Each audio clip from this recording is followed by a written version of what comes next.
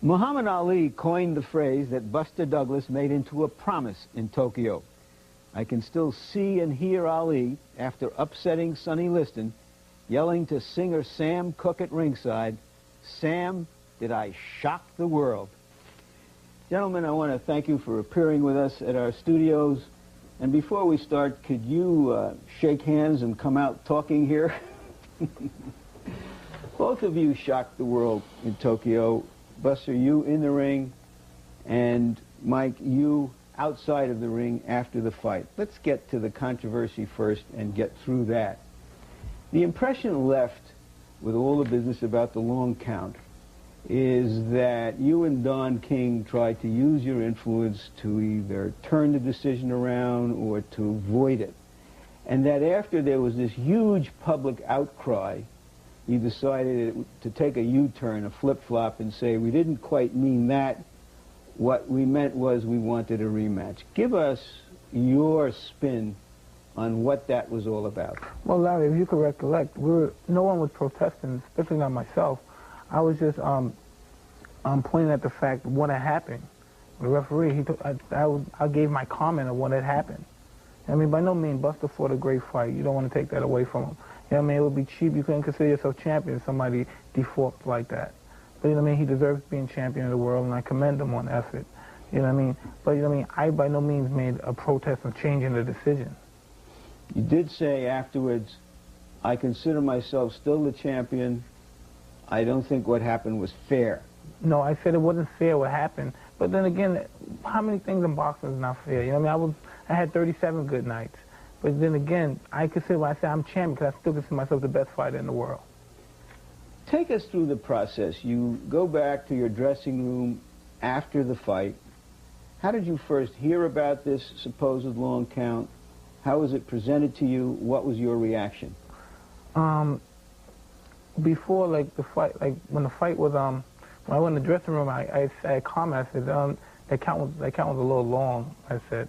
You did? Yeah, I said, I thought that count was a little long, not making a big deal of it, but then people that came and protested the situation, like the Japanese officials that came in, and the WBC and the WBA, and they made a big issue of the situation. But by all means, nobody's crying over spilled milk, you know what I mean? Buster, you know what I mean, if he believes he's a champion of the world, we'll do it again. Buster, you take us through the process you went. When did you first hear that there was a protest being lodged, and what were your thoughts at that moment? Once I got back to the hotel, I really didn't understand, you know, what the situation was totally about. Because as far as I knew, I was up before the count of 10. And they were saying it was a long count. And to my knowledge, it was at 6. Well, I picked it up at 6. Did your manager, John Johnson, tell you about this? Yeah, it was What John. did he say to you? What did you say to him? He said that Tyson and King were protesting the count in the 8th round. Was there confusion at that moment? Was there fear that the fight could be voided? Or did that happen later? No, it was, well, yeah, it was confusion. I didn't know exactly what the deal was, because all I was concerned with was getting my belts. When you heard that the WBA and the WBC were withholding judgment on the entire fight, were you afraid that there was some political thing going on here that would cost you your victory? Well, basically, I thought that, you know, it was bogus. I really didn't put any stock in it, and I figured that if it came down to me being stripped of the titles, then that the public would know who the real heavyweight champion was. They would recognize me because they seen the results of the fight.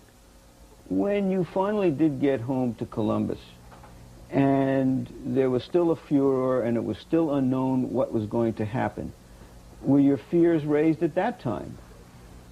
No, it was a disappointment due to the fact that I didn't receive the championship belts. I mean, I was declared the winner in the ring, but yet, you know, I only received one belt. And then once I received the belt and got back to the hotel, they said that it was being protested and that the WBC and the WBA wasn't sanctioned in the fight. Did it ruin the party for you? Did it ruin the best time of your life in some way? In one respect it did. In another, the victory itself was still, I still felt that I won the fight, but it was just that it wasn't completed. being completed was receiving the belts. Mike, you're a student of boxing history, perhaps the best student I've ever known of his sport. Jack Dempsey, when he lost to Tunney, said, "Honey, I forgot to duck." Muhammad Ali, when he lost to Joe Frazier, clutched his swollen jaw and said, "Boy, he could sure punch better than I thought he could." The impression that this left with a lot of people is that you couldn't handle defeat. Is that what you wanted people to think? Not by all means. You know, it's so ludicrous to even make a statement like that. You know what I mean? Those things happen. You know, I dealt with defeats all my life, being an amateur. Those things happen. Both fought a good fight. I fought a bad fight. We'll do it again, hopefully. What about the apologies from Don King when they finally came? Did that satisfy you, or did you feel he wasn't acting in your best interests, Buster? Well, it satisfied me.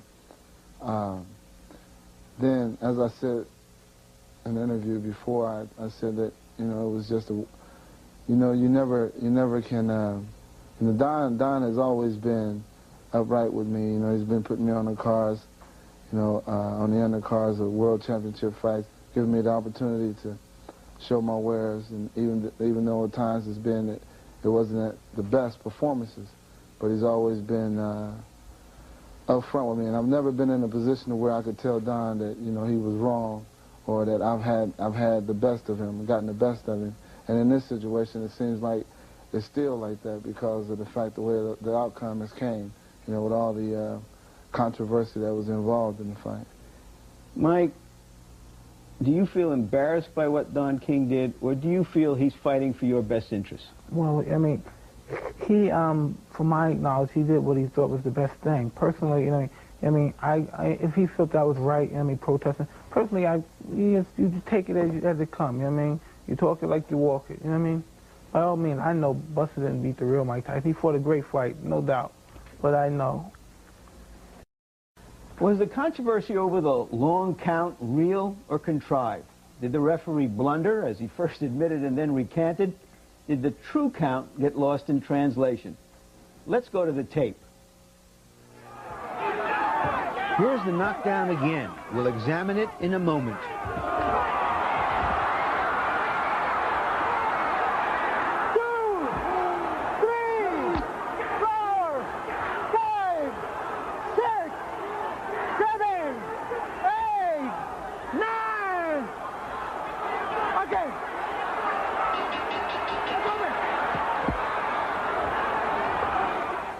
First, it's clear from this slow-motion replay that the knockdown timekeeper and the referee aren't synchronized. They're off by 2 seconds in their counts. When the timekeeper signals 2, Octavio Meyran is just picking up the count.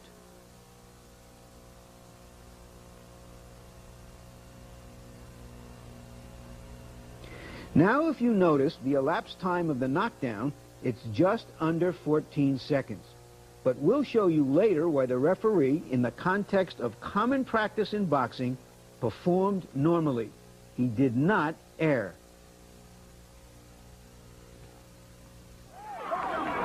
Second, the question of whether Buster Douglas could have gotten up earlier in the count. At Meyran's count of 2, Douglas bangs the canvas with his glove in disgust for getting careless, seemingly coherent. At 5, he starts to get up as he listens intently to the count, then relaxes for another 2 counts, and he's up comfortably at 9. Third, something no one's raised. The timekeeper gave a quick count. He starts at 1 as soon as Douglas hits the canvas. Theoretically, he should begin his first count approximately 1 second after he hits the canvas. In any event, it's the referee's count that's decisive, not the timekeeper's. 7, 8, 9. Okay. Fourth, an interesting coincidence. The elapsed time of the knockout of Mike Tyson in the 10th round. You got it, 14 seconds. 3, 4, 5, 6, 7, 8, 9. So So it's pretty well established that the 10 count took 14 seconds to implement for both fighters. What hasn't been fully explained is why the rest of what happened in the fight happened. Mike, let's get to the knockdowns first. You knocked him down in the 8th round. Did you feel at that very moment it was a long count? Were you angry when he got up that the bell rang? Well, somebody had told me, I guess it was my trainers, was saying, because I was watching the count, and he said the fight is over. He stopped him. You know what I mean? Because he was hitting the rope and he was jumping. You know, but I know it didn't happen. And you're in the wrong. I'm in the wrong position to complain because regardless if it was a long count or not, regardless, those things happen. Were you frustrated that the bell rang, that you didn't have a chance to finish him? Well, it took me by all at first, yeah. What about you? If that happened in the middle of the round, Buster, did you have enough left to survive? Yeah, I wasn't hurt. I just basically, I was off balance, and I just went back, fell back. But because if you see the tape when I hit the canvas, I was upset with myself of not being in the right position. As I was leaning over, and he caught me with a shot and knocked me back. As I got up on strong legs, and I immediately picked him up in the corner, expecting for him to come charging over to finish me. So there's never been any doubt for a moment that you could have gotten up much earlier in the count. Right. Now, surely you understand that, knowing boxing, Mike, that he's supposed to follow the referee's count, and that he can't possibly know whether it's long or not. Yeah, but of course I'm not blaming him. I'm not blaming anybody. It's something perverted had happened at the particular time. You can't cry. You can't cry over things like that. Cause what about your knockdown, Mike? Were you shocked at this end, as other people were shocked, finding yourself on the canvas, reaching for your mouthpiece? Well, I wasn't incoherent because I was trying to get my mouthpiece in my mouth. But the situation was like we were clashing heads in there, and I couldn't see that well, and I couldn't see the right hand coming. I see. What about the rest of the fight, Mike? You've both looked at the tapes. What was he able to do to you that other fighters weren't able to do? Well, he had fought a good night. He had a good fight that night.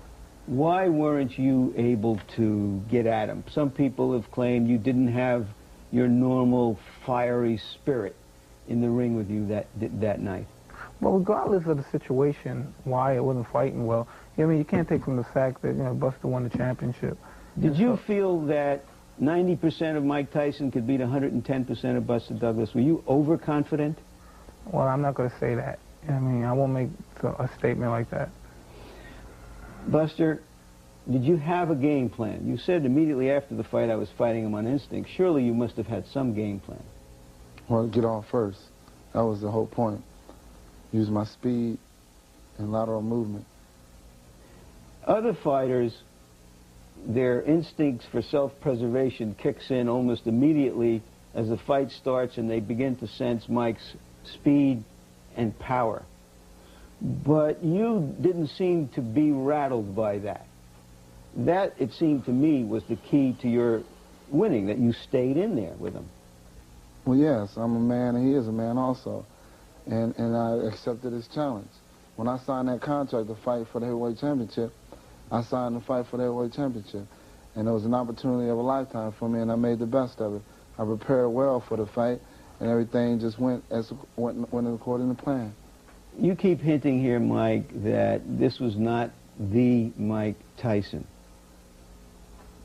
Were you in the best shape you could be in? I've read now that you may have been 10 to 20 pounds over your fighting weight a few weeks before the fight, that maybe you weren't as disciplined in your food and drink as you normally would be before a fight.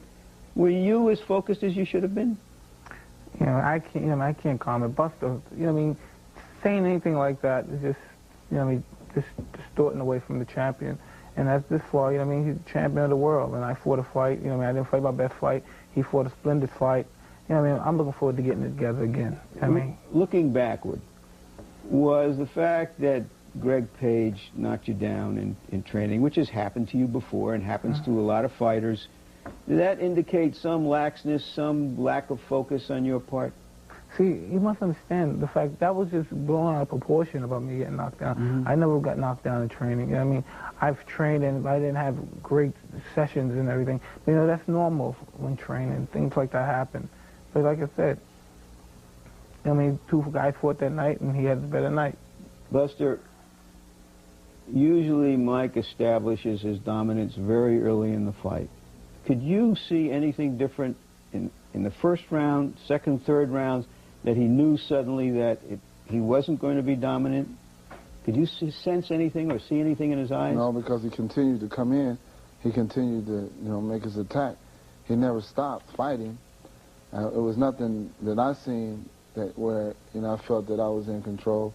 I felt, if anything, in the 8th round, I started admiring my work, admiring the fact that I was in there, doing so well, and got caught with a shot. I had a little relaxed moment, and I think it cost me for that knockdown.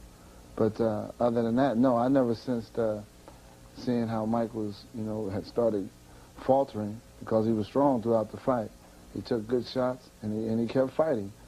Never once, seemed to be where he was giving up. Now we want to show you some startling footage that shows that history repeats itself and that the 10 count isn't what any of us thought it was, and until now had no reason to question. September 22nd, 1927, Soldier Field, Chicago. The rematch of the champion Gene Tunney and Jack Dempsey, a part of the mythology of boxing. Because Dempsey had hovered over decked opponents throughout his career, a new rule was in force. When a fighter was knocked down, the count would begin only when the other fighter goes to a neutral corner. Dempsey dropped Tunney in the 7th round, but forgot the new rule. So the referee properly picked up the count late. Tunney barely got up at 9. Looking closely at the controversy, Dempsey surely put Tunney down with a vicious combination. By failing to go to the neutral corner, the clock shows that the referee's count begins at 5 seconds.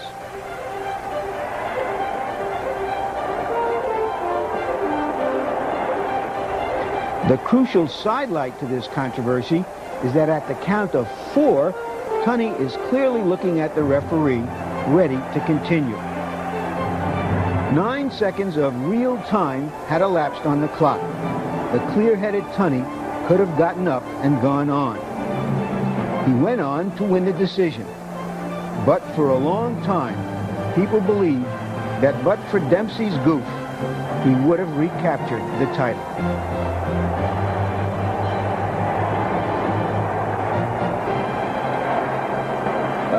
What about that Gene Tunney long count? Would that be in?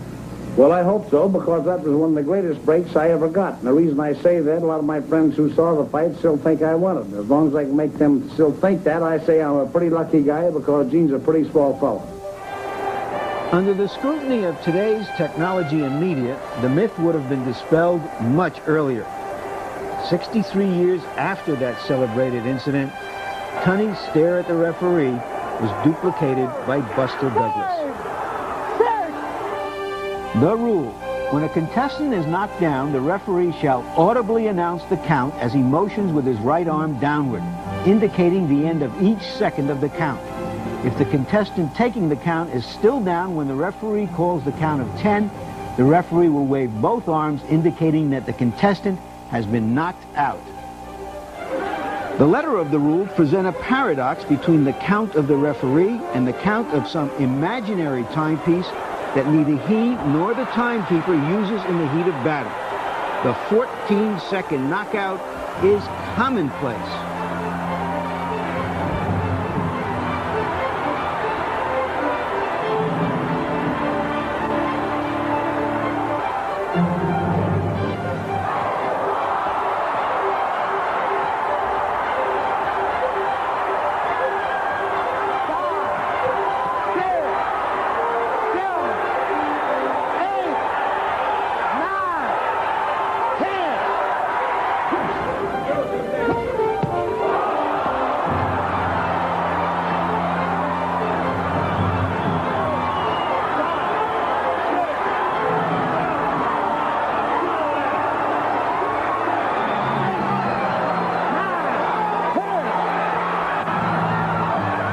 So Octavio Meyron was doing in Tokyo just what comes naturally to all referees. All right, we've examined the fight from every angle but a canvas cam, a camera from underneath the ring, and the corner cams. Douglas naturally had a happy corner. Tyson, curiously, a rather calm corner. Mike, did you know you were in trouble in this fight? Was your corner alerting you to the fact that you were falling behind and that you needed to do something fierce and dramatic? Well, you know, I never think about that. I never have that in my mind. I mean, thinking about being behind. It was a tough fight, and I had to come back and fight hard. Don't you think it's a corner's job to say, listen, Mike, you are behind and you got to step it up? Yeah, they expressed that. You know, I mean, I knew it's just a matter of time I'll catch the guy. I mean, I was doing my best to come on, but as you say, we were clashing heads, and I was trying to face him on the side because it was very difficult for me to see him from my left side. Your corner only had a problem after the 8th round. What was the sense of it there? How did they deal with it? After the knockdown? Yes. Well, they rinsed me down and questioned me to see if my faculties was in order. And after they found out that I was all right, then they went on and instructed me to continue fighting. You know, they instructed me in a way to continue to fight. Well, I mean, did they say, look, he's going to come out after you, you've got to buy time? No, never. He came out after me every round. You know, so it was, we knew where he was coming. So you were going to find out real quick whether you could deal with him after the knockdown. Right, right. Mike, you've repeatedly stated you couldn't see out of that left eye. How much did it contribute, do you think, to the beating you finally took in the 9th and 10th rounds? Well, you know, I mean, regardless of my difference, one of them was close. I had another one. That's all that mattered to me. You know, I mean, taking the punches was nothing. I mean, but you couldn't see out of that eye, well, and he was hitting you with right hands. Well, my heart was beating. That's all that mattered. So I just kept fighting. Are you angry at all at the men in your corner for not treating the eye in the right way, in the accepted way? They didn't have an end swell to try to move it. They didn't have an ice bag. You know what I mean? You can't blame. You know what I mean? I'm not trying. You can't. Anyone tried it, because you must have been thinking, reading those papers. People saying you had a corner that was, mature, immature. You know, that's ridiculous. We went out there, you know what I mean? We lost to the guy that fought the best that night. But there was no reason. Regardless, so what? If you got your eyes closed, you got one eye. You have another one. I mean, use that one. You fight to the finish, man. You can't make no excuses. Perception out there is that you have surrounded yourself with some affable fellows who you like and who like you and make you feel good, but that they don't have the authority to drive Mike Tyson to the furthest point in training to really move him. Is that an accurate picture? No, and that's, you know, I mean, that's a ridiculous insult on behalf of my intelligence, because the people that I have involved in me, the people that I trust, and people basically my childhood friends, John Horn and Rory Holloway, you know, I mean, you can't blame them. You can't look for somebody to blame or something, you know, because they're young and inexperienced. They're on the job training. No, what the charge is that you're at fault for not bringing more professional guys that could push you. What, bring somebody that comes in like a week before the fight and train me or something? That's ridiculous. Oh, that's ridiculous. I mean, the people that I'm with, I'm very comfortable with. It's just that out of 37 fights, I had 37 good nights, and at the 38th, I had one bad night. You know what I mean? There's no means, no doubt in my mind, regardless of his decision, he's running around, you know what I mean, running off with his mouth saying he's going to fight, make me wait, or the manager make me wait, he's going to fight. Regardless of who he fights, you know, I'm going to get my title back, regardless. If he fight Holyfield, and hopefully I'm going to get it back from Holyfield, regardless. Buster, we've talked about Mike's conditioning, yet you were sick for a week and a half before the fight, and you're never famous for being in top condition. How did that affect you? Well, it had no effect, I guess. I went out there and fought the best fight I could. You know, like I said, I signed the fight for the heavyweight championship. It's a dream. Weren't you taking penicillin and other drugs? I was taking penicillin and antihistamine and some this mouthwash to gargle from my throat because I had inflamed my throat was swollen also. So I was a bit under the weather also. But the fight pumped you up so much that it didn't affect you at all? Well, I fought to the best of my capabilities. I got out of what I had. When all the punches are fired, sometimes the real firing is just starting. A lot of questions were answered and answers questioned after Tyson Douglas, or to put it in its post-fight frame of reference, Douglas Tyson. Other questions to consider. Should a fighter who has been so thoroughly beaten as Tyson was take an immediate rematch? Is anyone considering that? And what of promoter Don King? Ringside observers were so mesmerized by the action in the ring that they didn't notice King immediately and desperately making a protest to Jose Suleiman of the WBC after the 8th round knockdown. He still wasn't sure that Tyson could pull the fight out, so he would try to save his title outside the ring. His motives were revealed in a choreographed post-fight press conference. Everybody is seeing the facts, and the facts are irrefutable and incontrovertible. A public outcry erupted. King and Tyson were seen as alibiing losers. The commissions reacted by finally recognizing Buster Douglas as the undisputed champion, but only after two of the three, the WBA and the WBC, killed some of the joy of the upset by at first withholding the claim. Finally, when they arrived in New York, Tyson and King conceded the title. There's never been a question from our side as to who the heavyweight champion of the world was. And I respect the fact that the new champion won the title. But the only thing I'm saying, I wouldn't want the title on a change decision. You know what I mean? You win the title in the ring, you lose it in the ring, I believe. I'm just saying that Mike is not going on the deep end, he's not discouraged. The only thing I ask for is just a rematch, that's all. Simple as that. Once I get a rematch, I'll take care of everything from there. That's all I'm asking for as a champion. And what about the brouhaha surrounding the Tyson cornermen past and present? Ex-trainer Kevin Rooney, fired by Tyson, ripped his unsuccessful successors. But Tyson gave a loyal vote of confidence to co-trainers Aaron Snow and Jay Bright. An issue of their competence is why they used a bloated ice bag for the swollen eye. Today, the end swell is the accepted piece of hardware to lessen the puffiness which causes the eye to close. But don't expect changes in Tyson's corner.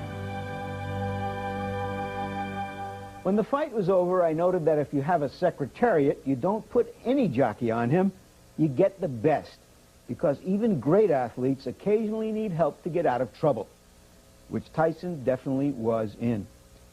Here with us to discuss that trouble and his corner and other aspects of the fight are Gil Clancy, the boxing commentator for CBS in Madison Square Garden, a former trainer and manager and promoter, and Angelo Dundee, who also has spent 1,001 nights in corners.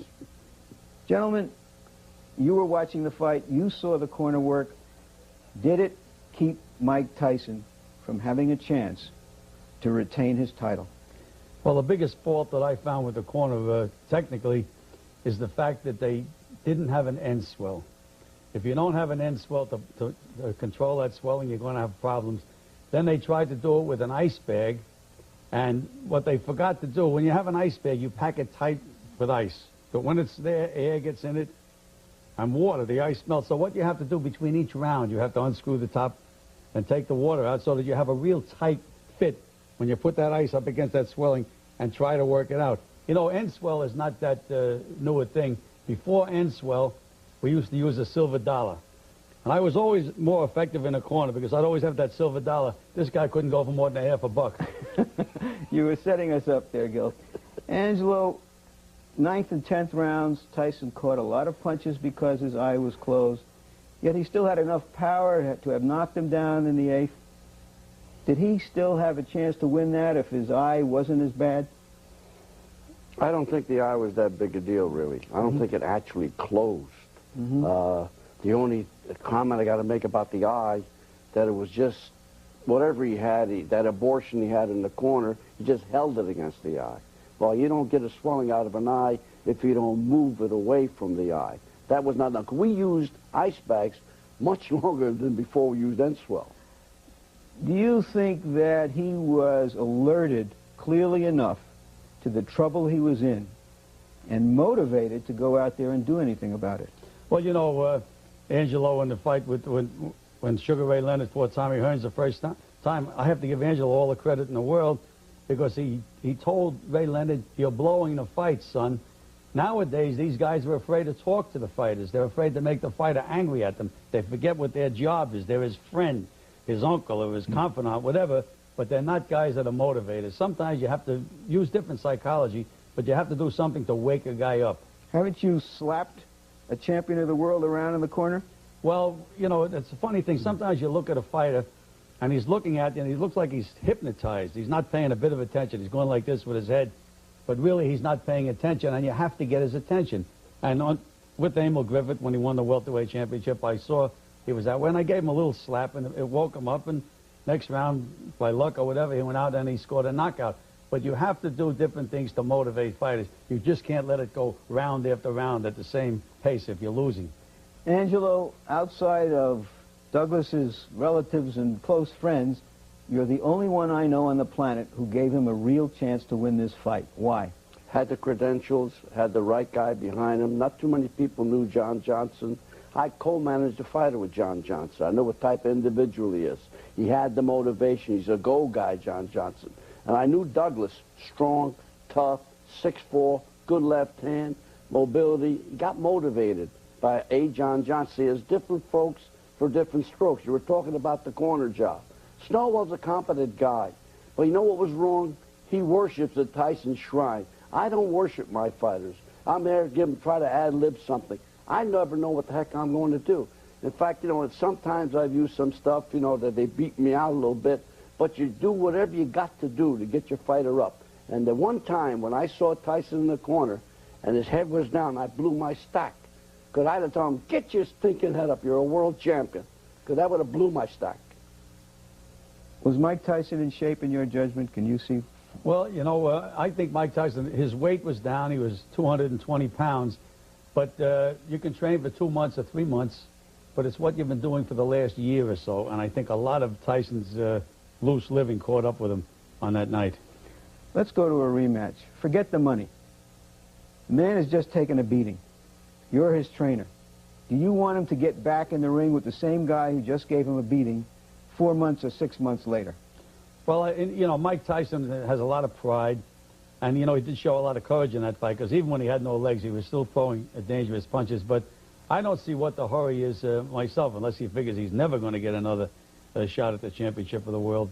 And again, Mike Tyson is going to be fighting under a disadvantage now that he always had a tremendous advantage with intimidation. He was the greatest fighter on the world. Nobody could beat him. Iron Mike Tyson, and I've always said he's not iron. He's made out of flesh and blood. All that stuff came to pass. When he goes in the ring next time, it's going to be more even because the other guy's not going to have that much respect for him. What happens in a rematch, Angelo? I think Douglas wins unless it's a complete turnabout in every which way of Tyson. What do you think? I would have to say that and it's, even as they say in this fight, even at the very end of the fight, Mike Tyson was throwing punches with bad intentions. You have to give him credit for that. Had a lot of heart. But unless he lands the big one and gets busted out of there, I think Douglas will beat him again. Thank you very much, Gil Clancy and Angelo Dundee. If a Chicago alderman outwitted Gorbachev or Lafayette High School crushed the 49ers, Buster Douglas' victory would still top them all. So what does the future now hold for the heavyweight division? Douglas is in a position to dictate. He has already dictated that there won't be a quick rematch. And what about top contender Evander Holyfield? It'll take a check with a lot of zeros on it to get him to step aside. My goal is to be the heavyweight champion, like I said. And, you know, I looked at Douglas. Douglas is a very smart fighter, and I have to prepare myself to fight Douglas. That's the man that I have to fight. Until Dawn comes to me and says to me, Shell, I'd like to do something because I have a match, or I have a tentative match, or I'm planning to make a match, I'm sticking with the position that we're the next challenger. If he comes to me and says to me at that point, I can make a deal with Buster Douglas and I can do blah, blah, blah, if blah, blah, blah makes sense, Dan and Ken Sanders and I will talk about it. If not, we're going to look to fight Buster Douglas. So what and when will it be? So Mike Tyson wants an immediate rematch. But should he? Now that he's been exposed as a mere vulnerable human, will he be as domineering in the future? And can Buster Douglas sustain a level of excellence that is new for him? Mike, I sense a kind of agitation on your part that Buster Douglas and his manager are now talking about not wanting to fight in June, maybe wanting to fight in September, maybe fighting Holyfield first. What's that make you feel? Well, you know, I mean, I'm just saying, basically, as a fighter, when I was champion, I didn't discriminate. I fought anyone you put in front of me, and I gave him an opportunity when he really didn't wasn't a mandatory contender. But yeah, I mean, I think it would only be right for him to do the same. But then again, I mean, if he figures he doesn't want to and he wants to fight Holyfield, you know, regardless, you know, I mean, let him do what he feels better. And what do you feel, Buster? It's not up to me, actually. You know, it's what the best offer. That's up to Don King and John Johnson. So whoever they come up with, then I'll fight. I was only speaking of Holyfield after the title fight because he was supposed to fight the winner. He's the #1 contender. The #1 contender. So if he wants to step back and let Mike fight me, then it doesn't matter. I'll fight whoever. Are you concerned that if you were to go into the ring with Mike again and lose, that people would say you were a fluke? No, you can't consider that fight a fluke because it went 10 rounds. I got up off the canvas. I was winning the fight. Then I won the fight. I mean, it's different if it was like a one-shot, one-punch knockout, you know, a punch coming out of the blue and landing, but I was dominating the fight. Mike, again, as a student of history, you know that Joe Louis didn't fight Max Schmeling again for 2 years after he took a beating. Muhammad Ali didn't fight Joe Frazier again for 3 years. What is the rush? The fight won't go away, will it? Well, it won't go away, but you know, I just want to get in there. And let him know he's just holding in, I mean, a temporary residence, that's all. Is it hard to be without the title? Hey, you know, I mean, when you really think about it, you know, I've been successful, you know, I mean, and it's been very rewarding, but, you know, this is the business. I like the title. More so, you know, the money is great, and the rewards of what the title brought is great. But, you know, I want to give my performance. Out of the whole fight, the only thing I was disappointed in, I wasn't disappointed in losing, you know what I mean? Because that's part of, this is the fight business. I understand the business. The only thing I was disappointed in was just my performance. And, you know what I mean, the fact Buster fought a great fight. I was just only disappointed in my performance. Do you feel it's in your best interest? You've seen fighters after a tough, really hard fight, that it might not be a good idea to come right back, that it might be an idea to sit back and wait. Please, spare me. Spare you what? Yeah, I doubt that happening again. Well, that's the way a fighter should think about it. Buster, what have been your moves? I noticed that when you came to New York, you were originally supposed to stay in Donald Trump's hotel, but your manager didn't want you to stay there because he didn't want to create the impression that you were beholden to Trump for a future promotion. At the time, you were still not really all together with King. How independent are you going to be? Can you be in the situation you're in which Don King has options on your services? Well, I can't really elaborate on that because that's not my end of the boxing. The only thing I do is fight. I fight whoever they put in front of me. You know, that's John Johnson. He's the one that's running. He controls all the business aspect of it. Then he confers them with me.